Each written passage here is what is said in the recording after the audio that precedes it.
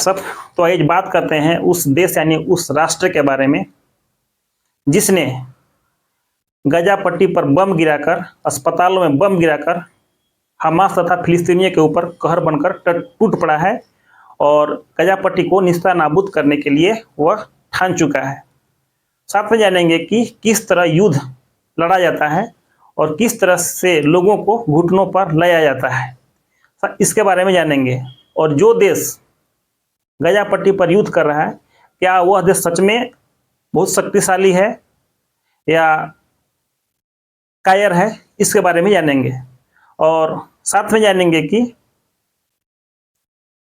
किस तरह से उसने विश्व युद्ध के समय अत्याचार को सहा था और उस अत्याचार को देखते हुए वह युद्ध नीति में कैसे कौशल हो गया, इसके बारे में जानेंगे। तो अब जानते हैं कि वह देश कौन सा है जो गजा पट्टी पर बमों का वारिस कर रहा है। तो वह देश का नाम है इजराइल। अब जानते हैं इजराइल क्या है, इजराइल कैसा है। इजराइल अरब में स्थित एक देश है। यह दक्षिण पूर्व भूमध्य सागर के पूर्वी छोर पर स्थित है। इसके उत्तर में लेबनान, पूर्व में सीरिया और जॉर्डन तथा दक्षिण पश्चिम में मिस्र है। मध्य पूर्व में स्थित यह देश विश्व राजनीति और इतिहास के दृष्टि से बहुत महत्वपूर्ण है। इतिहास और प्राचीन ग्रंथों के अनुसार यहूदियों का मूल निवास रहे इस क्षेत्र का नाम ईसाईयत, इस्लाम, यहूदी धर्मों में प्रमुखता से लिया जाता है। यहूदी मध्य पूर्व और यूरोपीय के कई क्षेत्रों में फैल गए थे। 19वीं सदी के अंत में तथा 20वीं सदी के पूर्वार्ध में यहूदियों के ऊपर किए गए अत्याचार के कारण यूरोपीय यहूदी अपने क्षेत्र से भागकर यरूशलेम और इसके आसपास क्षेत्र में आ गए और सन 1948 में आधुनिक इसराइल की स्थापना की। आप लोग जानते हैं कि इजराइल का युद्ध 1960 से 1970 के बीच इनके कई पड़ोसी देशों से युद्ध करना पड़ चुका है, जिनमें से मिस्र, सीरिया, लीबिया, इराक, सऊदी अरब, लेबनान है। इन देशों के साथ इजराइल को लंबे समय से युद्ध करते आना पड़ रहा है और इस युद्ध के चलते इजराइल के लोगों को काफ़ी जान माल की क्षति होती जा रही है, जिससे इजराइल की सरकार, इजराइल की जनता हमेशा चिंतित रहती है। इसको देखकर इजराइल की जनता हमेशा युद्ध नीति, युद्ध कौशल में बढ़ चढ़कर आगे रहते हैं और इजराइल में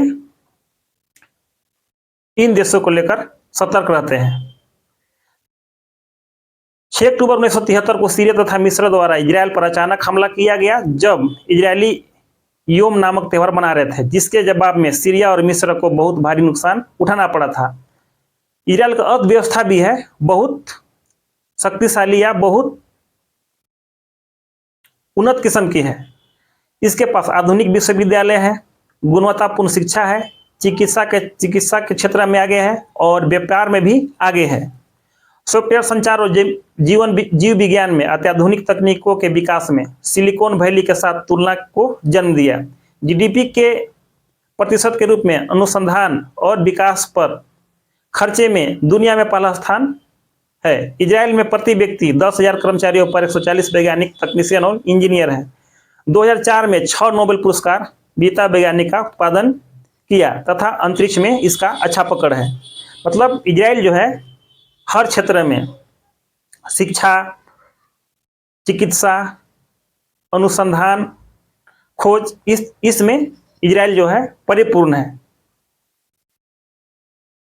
अब जानते हैं जब इजराइल इतना शक्तिशाली, हर चीज में परिपूर्ण है, तो युद्ध नीति या युद्ध को क्यों अपनाता है, उसे क्या डर है और वह किस चीज को देखते हुए या किस घटना को याद करते हुए वह युद्ध को बरकरार या युद्ध में अपना अस्तित्व बनाए रखता है या अपना शक्ति में कायम रखता है, इसी के बारे में जानते हैं। तो आप लोग जानते हैं कि विश्व युद्ध के दौरान यहूदियों को हिटलर ने किस तरह से चूल्हा या भट्टियों में बंद कर मारा था, पहचान कर यहूदियों को काटा गया था, गोली मारा गया था। इस सब को देखते हुए ये जो इजराइल है, क्योंकि इजराइल में ज़्यादातर यहूदी रहते हैं, इस सब को देखते हुए इजराइल जो है युद्ध नीति में हमेशा वह आगे रहता है और वह सतर्क रहता है।